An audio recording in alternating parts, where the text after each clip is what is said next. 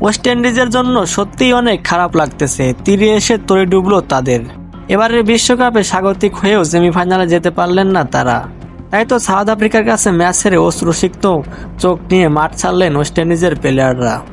এদিন সাউথ আফ্রিকার বিপক্ষে আগে ব্যাট করে 135 রান মোটে তুলতে পারে ওয়েস্ট ইন্ডিজ।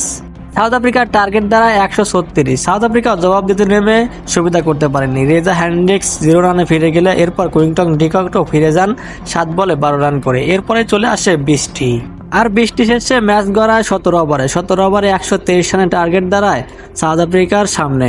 আর এই টার্গেট সাউথ আফ্রিকাও যে খুব সহজে জিতেছেন তা কিন্তু নয়। 50 রানের ভেতরেই তারা 3 উইকেট হারিয়ে ফেলায়।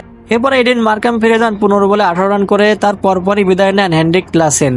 তিনি যখন 22 রান করে ফিরে গেলেন তখনই ম্যাচটা বিপদে পড়ে যায় সাউথ আফ্রিকা।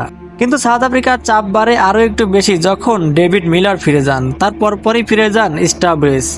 ঠিক তখনই সাউথ আফ্রিকার আকাশে কালো মেঘ। তখনও দরকার ছিল 11 বলে 13 রান।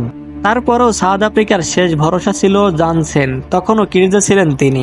লাস্ট 6 বলে যখন 5 রান দরকার ছিল তখনই 6 মেরে দিয়ে ম্যাচটি জিতিয়ে দেন জনসেন।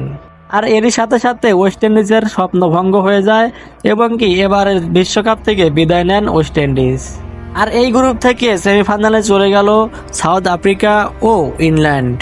তাই খুব করে বলাই যায় তীরে এসে তরি ডুবলো ওয়েস্ট ইন্ডিজের। এত ভালো খেলেও শেষ পর্যন্ত সেমিফাইনালে যাওয়া হলো না তাদের।